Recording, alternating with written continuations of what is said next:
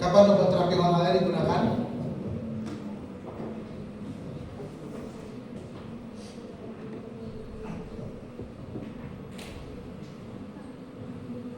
Siapa yang buat tata laksana? Ayo. Siapa yang mau ya? Jawab silakan.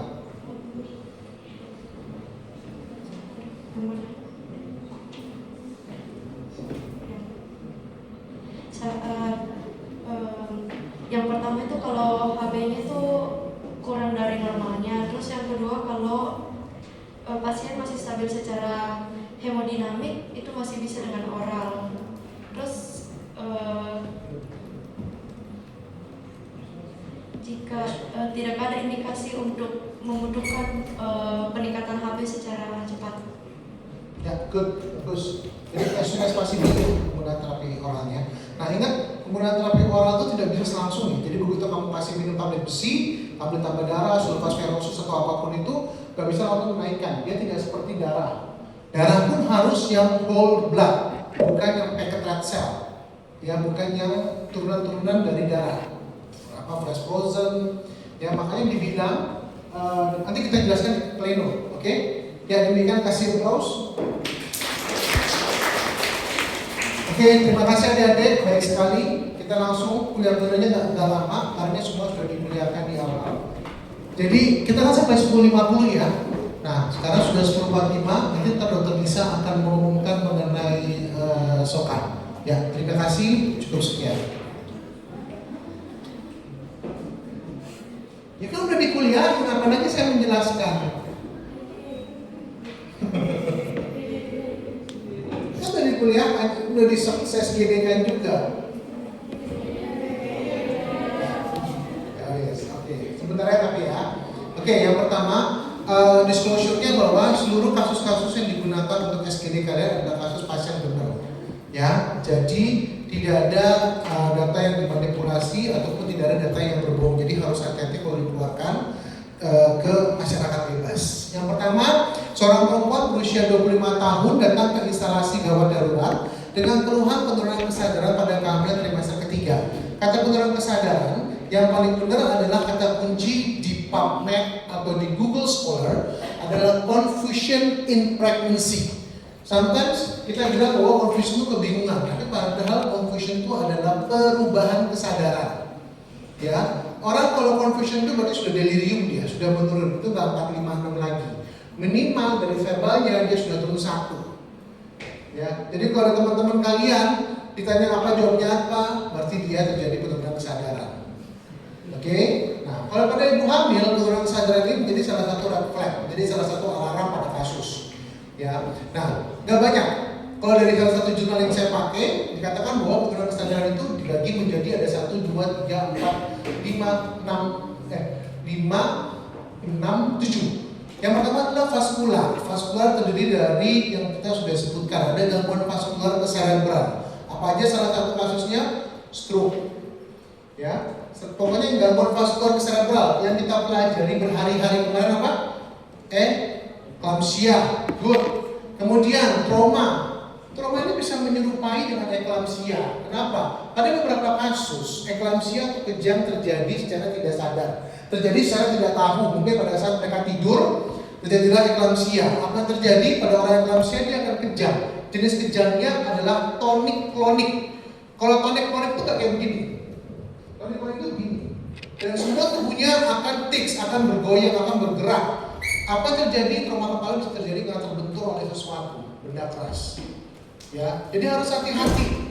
Oleh karena itu makanya kita masukkan di sini adalah CT scan-nya. Kalau ada gambar CT scan-nya, kalau ada subdural hematom, kalau ada epidural hematom, itu membuktikan apakah ini kasusnya cedera kepala berat atau kasusnya karena trauma. Pada kasus kita jelas sekali CT scan-nya gambarnya apa tadi? Fresh posterior reversible encephalopathy syndrome. Reversible, not irreversible. Ya, jadi begitu vaskularnya membaik, pasiennya keluar 40 hari dia akan kembali lagi kalau di CT scan. Next, kecil sekali. Infektif, ya. Ini pernah saya tanyakan. Kalau infektif, gejala yang paling khas adalah cuma 2, meningitis sama encephalitis. Perbedaannya apa meningitis sama encephalitis? Iya, pasti salah satunya kejang. Tapi kita bahas penurunan kesadaran. Meningitis di mana? Ensefalitis di mana? Good. Meningitis takut meningen, keluar otak, lapisan luar otak. Ensefalitis pada parenkim otak, ensefalon, mesencephalon, ya, berarti pada cerebrinya. Ya, pada kasus ini pasiennya masih baik semua. Ciri khas ensefalitis adalah karena dia terkena ensefalon, pasti ada perubahan fungsi luhur. Ya, meningitis sama ensefalitis punya satu gejala khas apa? Good, pintar. Kaku, kuduk. Itu ciri khasnya untuk mengetahui. Gimana sih cara kaku kuduk? Begitu kamu angkat lehernya, badannya akan bergerak. Ya, itu ciri khas kaku kuduk. Nah, pada kasus ini tidak ada kaku kuduk. Ya, ini yang saya jelaskan dari kemarin. Salah satu kasus tertinggi dari meningitis, kita nggak ngomongin ensefalitis ya. Pada kasus tertinggi dari meningitis adalah akibat apa kalau di Indonesia? Good, malaria. Ya, tetapi kalau malaria kalian harus smart. Tidak mungkin kamu di Surabaya kena malaria, kecuali kalian berasal dari daerah yang endemis malaria. Di Jawa Timur ada Tapal Kuda, Situ Bondo, Probolinggo, sama Jember. Tiga itu masih malaria masih tinggi. Jadi kalau habis jalan-jalan ke sana tiba-tiba ke sini kejang, ya itu akibat malaria. Oke? Itu harus kalian ketahui. Trauma sudah, terus kemudian idiopatik intracranial hypertension. Ini juga bisa, ya. Tetapi harus disertai dengan hipertensi kronis. Ya, artinya hipertensi kronis yang memanjang begitu dia ciri khasnya adalah tekanan intrakranial meningkat. Ya, apa ciri khas tekanan intrakranial meningkat? Silakan. Ciri khas paling khas. Depannya E. Kata kedua D. Edemnya apa? Di paru. Good, edem cerebri. Ya. Kalau sudah ada penurunan kesadaran plus edema cerebri, pikirkanlah tekanan intrakranial akibat hypertension. Oke? Terus berikutnya autoimun. Autoimun yang sering itu adalah trombositopenik. Untuk kasus kita, kecurigaannya adalah trombositopenik trombotik purpura. Kenapa? Karena trombositnya rendah. Bagaimana mekanismenya sudah dijelaskan teman-teman tadi. Ya, trombositopenik trombosis. Fungsi trombosit apa sih sebenarnya? Ya, betul. Pembekuan darah, fungsi trombosit, agregasi trombosit. Jadi yang mengentalkan darah kalian itu trombosit. Ya, kalau ada orang bilang, "Dok, kok saya menstruasi saya kok hitam ya, Dok?" Maksudnya kayak kaki ayam. It means faktor pembekuan kalian baik sekali, itu bukan penyakit. Loh, Dok, saya merahnya merah seger. Cek trombositnya mungkin rendah. Salah satunya ya, faktornya ya. Jadi ciri khasnya trombositopenik purpura ini adalah trombositopenik purpura. Yang pasti adalah namanya purpura. Purpura itu kalian apa? Kulit. Jadi ada bintik-bintik merah, purpura. Dari tema purpura pernah dengar? Itu ciri khas. Ya, pernah dengar kalau ada demam berdarah, petekie? Nah, itu gambar dari purpura. Ya. Oke, jadi karena dia trombositnya rendah, tidak bisa agregasi, jadi darah dalam sirkulasi itu sangat encer sekali. Sehingga dia bisa difusi atau osmosis ke cairan ekstraselular. Akhirnya sirkulasi dalam darahnya sedikit, tapi badannya bengkak. Ya, ciri khas trombositopenik trombotik purpura. Kemudian neoplasia cukup satu, ketemu adanya gambaran massa, ya kan namanya neoplasia. Dan jangan lupa gejala neoplasia namanya kan juga kanker. Tidak pernah berdiri sendiri, harus disertai dengan gejala. Saya sudah jelaskan waktu neoplasia endometrium, endosa malignansi, harus ada gejala malignansinya. Apa gejala malignansi sistemik? Penurunan berat badan, penurunan nafsu makan, keringat malam. Jadi berbahagialah kita yang semakin gemuk ya. Oke. Terus yang terakhir metabolik banyak sekali. Ada hiperkapnia, ada hipoksia, warning encephalitis, electrolyte disturbance. Ya. Biasanya kalau electrolyte disturbance itu yang paling sering itu hiponatremia, terutama pada atlet. Apa deh tanya aja. pada atlet biasanya hiponatremia terjadi namanya edema hialin pada otak, terus kemudian dia akan halusinasi. Tapi itu bisa sembuh lagi setelah perbaikan dari natrium. Oke, itu untuk skenario 1. Ada pertanyaan dari Dede ini? Apa? Yang tadi saya sebutin aja, saya kan sebutin semua. Oke, terus diagnosisnya jangan lupa G1 P0 A0 obstetrik 34 minggu, tunggal hidup intrauterin, bayinya kan cuma satu, bayinya hidup diketahui dari DJJ, intrauterin bukan extrauterin. Kalau extrauterin berarti kehamilan abdominal atau KIT. Presentasi kepala, anak kepala yang di bawah, nanti ada Leopoldnya pasti, eklamsia dan HELLP syndrome. Ya, eklamsia dan HELLP syndrome. Tata laksananya stabilisasi, terapi kejang, antihipertensi, tata laksana HELLP syndrome dan persiapan terminasi. Ya, setelah kondisi ibu stabil, dipersiapkan terminasi, tergantung VT-nya. Nanti akan disediakan VT-nya. Kalau VT-nya bukan lengkap, lahirkan normal dengan bantuan forceps atau vakum. Jadi kita bantu lahirkan. Tapi kalau pada waktu pemeriksaan tidak ada bukaan, berarti terminasinya harus sesar. Atas pertimbangan ibunya tidak sadar, eklamsia kan, kemudian tidak ada pembukaan atau kontraksi, maka dilakukanlah sesar. Oke, jadi sebelum melakukan sesar harus ada embel-embel di depannya untuk tata laksananya. Oke, ada pertanyaan? Dan epilognya, pasien ini saat ini hidup, ya, terakhir begitu lahirkan 197/100, dilakukan sesaria, dan alhamdulillah ibunya sehat sampai sekarang. Ya, bangun dari di ruangan. Oke, kaki 1 ada pertanyaan? Tidak ada? Next ya. Ya cepet-cepet aja kalau udah. Berikutnya, perdarahan vagina ini lebih gampang lagi. Umurnya 35 tahun IGD karena perdarahan vagina hebat sejak hari. Palem-Kowin, itu aja pilihannya. Terus kita lihat pada kasus kita uterusnya membesar apa mengecil atau nggak berubah? Membesar. Dibuanglah Kowin atau Klaus, buang semua.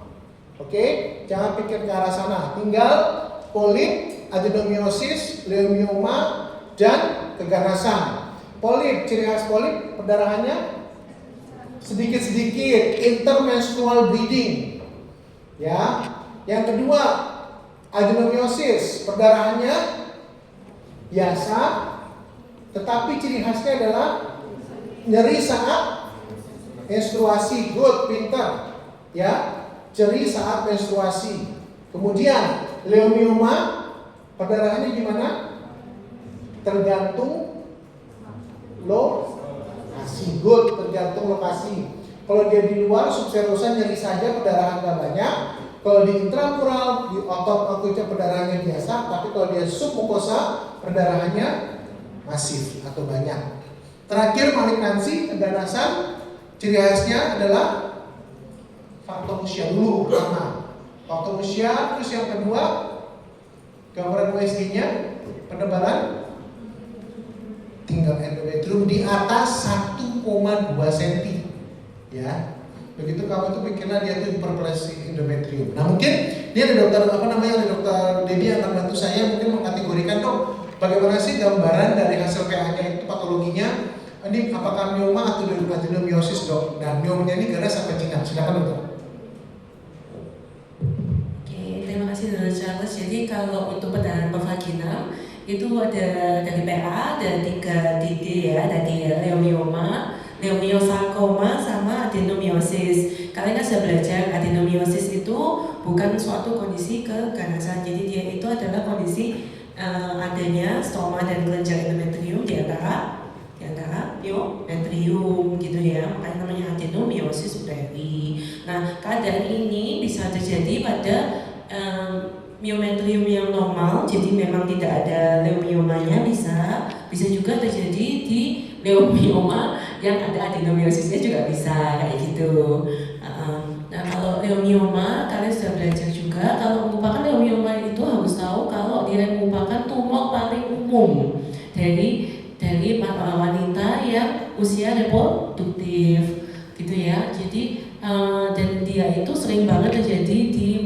di uterus paling sering memang bisa ya, memang sampai saking seringnya di PA sendiri dibagi jadi yang uterin sama non uterin, bayangin, tapi yang uterin lebih banyak. Nah, sudah harus tahu kalau ada lokasi ada 3, submukosa, intramural, sama subserosa. Yang biasanya banyak bikin masalah yang di submukosa biasanya ya, karena ada bikin gampang bleeding ya, gampang bleeding endometriumnya. Kalau secara PA bisa kelihatan kalau dia jinak berarti bisa kelihatan yaitu batasnya jelas, terus biasanya konsistensinya padat kenyal, terus kemudian pola secara cut sectionnya biasanya polanya walled, jadi seperti pusaran air biasanya. Kalau dilihat di mikroskopis, dia itu spindle, biasanya tidak ada atipia, mitosisnya biasanya juga tidak ditemukan, mungkin ada beberapa tapi nggak banyak. Terus juga yang penting, biasanya itu tidak ada nekrosis maupun perdarahannya, biasanya itu yang penting. Kalau leiomyosarkoma gimana dong leiomyosarkoma? Jadi leiomyosarkoma kalian harus tahu kalau masih agak jarang leiomyosarkoma. Seumur saya ketemu waktu sekolah PPDS kayaknya cuma 2 atau 3 kali kayaknya. Jadi harus tahu juga kalau leiomyoma, risiko jadi leiomyosarkoma itu juga sangat kecil. Saya sebenarnya tidak pernah menemukan ya, maksudnya ya selama saya sekolah PPDS kalau pernah ketemu. Mungkin ada tapi biasanya tidak. Biasanya dia muncul sendiri ya, meskipun memang mutasi gennya mungkin sama, tapi random menyentuh satu. Tapi biasanya dia merupakan suatu keganasan sendiri. Jadi kalau misalnya ada keluarga yang misalnya bilang leiomyoma bisa jadi leiomyosarkom nggak? Jawabannya adalah kan bisa, tapi kemungkinannya sangat kecil. Seperti tadi saya dijelasin Dr. Charles, jangan ngomong bisa dan nggak bisa 100% sebagai orang kedokteran ya. Jangan sampai pasiennya ternyata punya leiomyosarkoma, ternyata dia juga punya leiomyoma, nanti kalian kena dibilang loh katanya nggak bisa dok. Enggak, jangan ya. Oke, jadi kalau secara makroskopis leiomyosarkoma itu biasanya itu pasti karena dia ganas, berarti batasnya tidak jelas. Kemudian habis itu dia itu ada ciri khas lagi secara makroskopis, dia punya area nekrosis dan perdarahan. Biasanya itu sarkoma itu biasanya sering kayak gitu. Jadi namanya itu tumor nekrosis namanya ya. Jadi kalau secara mikroskopis itu hampir mirip, jadi sama-sama spindle, namun ada atipia. Jadi kelihatan kalau dia itu pleomorphic banget. Kadang-kadang bisa. Terus habis itu ada lagi bisa dicek yaitu mitosis. Mitosisnya biasanya lebih banyak. Kemudian juga secara mikroskopis bisa dilihat kalau ada infiltrasi ke jaringan sekitar. Itu sama ada nekrosis sama perdarahan, yaitu kurang lebih. Gitu nih Dr. Charles secara PA. Terima kasih Dr. Jadi kasus-kasus perdarahan pervaginam ini yang menegakkan diagnosis adalah Dr. Debbie dan kawan-kawan. Jadi kita hanya bisa mengambil dengan diagnosis awal adalah heavy, nanti kita jelaskan. Harusnya itu adalah di diagnosisnya heavy menstrual bleeding serupa epidausa curiga leoma uterine submukosa. Harus pakai curiga ya, karena nanti yang diagnosis pastinya adalah dari Dr. Debbie dan kawan-kawan, PA yang mengetahui. Ya, tadi benar banget kalau dia leiomyoma saja kita bisa melakukan myomectomy, tapi kalau dia leiomyosarkoma itu harus diangkat se-uterus-uterusnya. Kenapa begitu? Kalau myomectomy ada yang terjatuh masanya sedikit, itu bisa penyebaran. Langsung tadinya misalnya terlokalisasi di uterus grade-nya 1, begitu dia nyebar kemana-mana ke usus, grade-nya langsung 4 metastasis. Jadi penanganannya juga berbeda ya. Jadi tata laksananya atas pertimbangan anak sudah 2, kemudian ada perdarahan, bisa dengan hysterektomi, kita prosedur suami istri, myomectomy.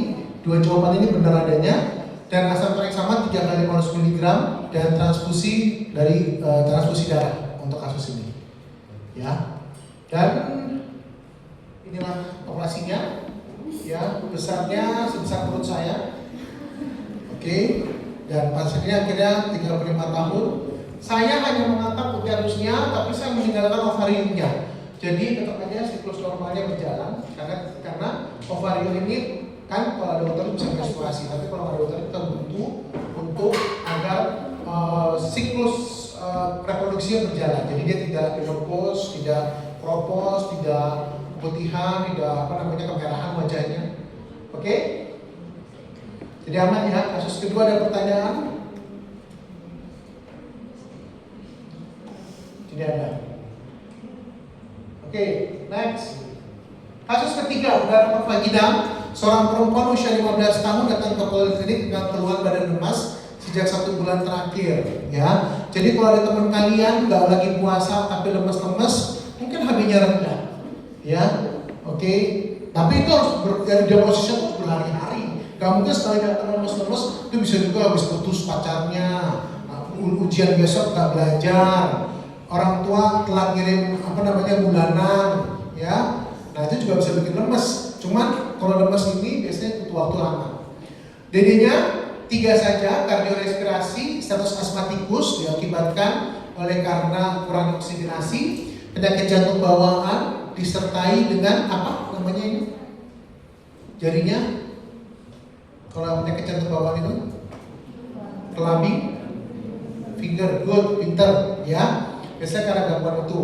Tapi biasanya masalah kardiorespirasi yang sering itu adalah penyakit jantung bawaan. Terus kemudian masalah metabolik, anemia yang paling sering ya adalah anemia defisiensi besi. Bukan karena kurang gizi. Ya, not because of malnutrition, because of dysnutrition. Ya, saya punya teman, bukan punya teman, dulu saya ke daerah Garut, Jawa Barat, tinggal di gunung, tinggal petik aja tomat, tinggal petik sayur, tinggal petik ikan, tinggal ambil karena subur sekali. Bahkan di kalinya itu ikan tuh banyak sekali, jadi nggak ada alasan. Beras juga udah punya sendiri, namanya di kampung, ya. Tapi anak-anaknya semuanya stunting dan kurang anemia defisiensi besi. Kenapa? Karena mereka cuma memakankan anaknya sayur dan buah tanpa disertai dengan penambahan zat besi dari ikan atau dari tempat yang lain. Ya, jadi karena desnutrisi atau setiap makan menggunakan minum teh sehingga absorpsi terganggu. Ya, atau diet yang berlebihan, atau dia olahragawan, ya, atau ada kanker. Oke. Nah, kemudian gangguan menstruasi, ya, normalnya setelah menarche dia butuh 3 tahun untuk menstruasi normal. Jadi misalnya kalian menarche umur 9, menstruasimu akan normal setelah 12 tahun. Kalau setelah 12 tahun menstruasimu tidak normal, ini berarti tandanya Anda punya gangguan menstruasi, harus segera ke dokter. Nah, tetapi gangguan menstruasi itu biasanya heavy menstrual bleeding, banyak pure, ini harus segera diperiksakan. Ini juga menjadi penyebab anemia defisiensi besi. Tapi anak remaja itu kan malu ya, kadang-kadang untuk mengungkapkan bahwa ini ada masalah. Ya, terus kemudian diabetes mellitus dikarenakan hiperglikemianya, ya, dan psikologis yaitu depresi. Yang tadi saya bilang mungkin banyak dari kalian. Ya, dan diagnosisnya, nah inilah dia. Ini yang segar-segar yang begini ya, merah, segar, baik. Oke, jadi diagnosisnya adalah apa? Ya, anemia et causa anemia defisiensi besi. Ciri khasnya apa tadi pada kasus ini? Gambarannya apa? Pada anemia defisiensi besi, ferritinnya gimana? Naik apa turun? Kalau ferritin turun berarti TIBC-nya naik apa turun? Good. Ya, transferinnya turun, pintar. Gambaran darah tepinya ini paling penting untuk mendiagnosis pastinya. Gambaran darah tepinya adalah apa? Hah? Ya, hipokromik mikrositik. Ya, itu jelas banget. Untuk mendiagnosisnya cukup lihat di gambaran MCV, MCH, MCHC. Itu juga pasti turun ya. MCH-nya. Ya, anemia hipokromik mikrositik, MCH sama MCV-nya pasti turun ya. Nilai-nilainya. Oke, demikian dari saya. PPT-nya nggak usah tepuk tangan juga, nggak usah presentasi. Ya, terima kasih adik-adik. Saya serahkan ke Dr. Lisa.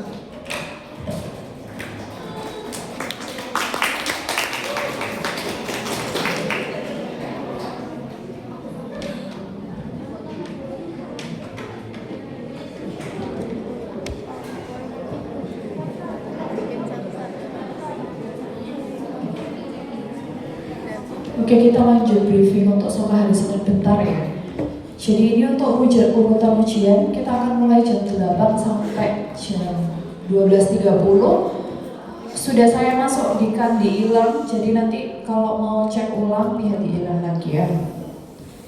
Kalau misal ada NIM yang belum masuk, nanti silakan hubungi saya.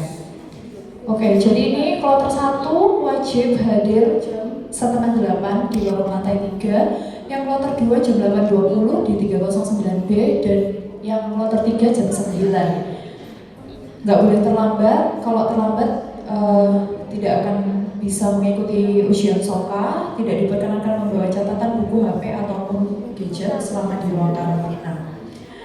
Ketentuan berpakaian, kemeja, celana rok kain, sepatu pantofel tertutup, pakai jas praktikum yang rapi dikancing dari atas sampai bawah, gitu ya. Kayak biasanya perempuan rambut harus diikat rapi. Nah ini mind map 40 menit, apa aja yang ditulis di mind map, hipotesis awalnya apa, hipotesis akhirnya apa, lalu dijelaskan penegakan kenapa kalian pilih hipotesis akhirnya itu. Terus dijelaskan patogenesis patofisnya, tata laksananya gimana untuk kasus itu dan pencegahannya apa. Presentasinya kayak biasanya 10 menit, tanya jawab 10 menit. Ini untuk penilaiannya. Jadi diagnosis banding akan mendapat nilai sangat baik kalau misal 2 atau lebih didukung dengan 2 data pendukung, gitu ya. Jadi diagnosisnya nanti kita ada 3 skenario tadi yang sudah dijelaskan oleh Dr. Charles. Sangat baik akan kalau misal kalian ngasih DD-nya 2 atau lebih, gitu ya. Oh sorry, 2 masih baik, lebih dari 2 berarti sangat baik.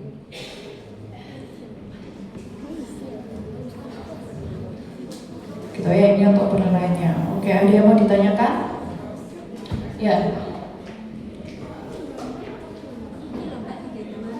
Sama. Berarti 3 diagnosa akhirmu dan diagnosa lainnya. Jadi kan udah 3 tuh. 1 diagnosis akhirnya, 2-nya kan DD-nya apa. Gitu, itu kan udah 3 diagnosis jadinya. Kalau 2 baru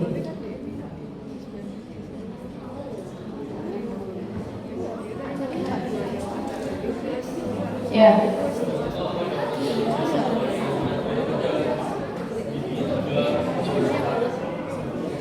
3 udah sama yang itu, sama yang sekarang.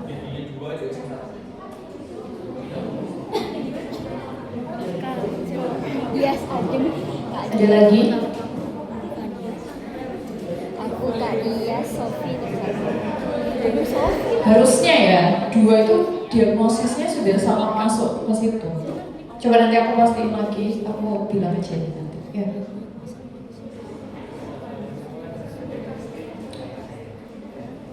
Harusnya gitu. Oke? Sudah? Kalau sudah kita akhiri, kita bertemu hari Senin untuk ujian ya. Semangat. Terima kasih.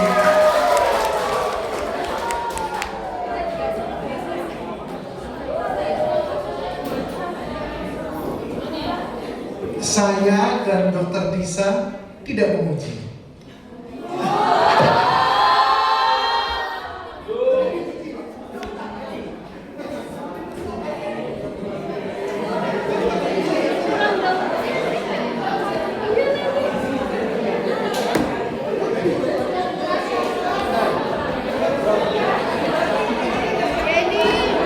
absen tak? Oh enggak.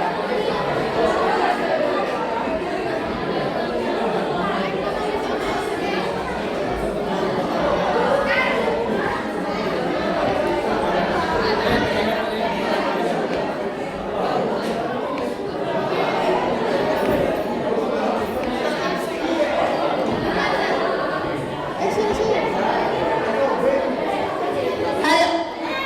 Ada absen. Jangan keluar dulu, ada absen.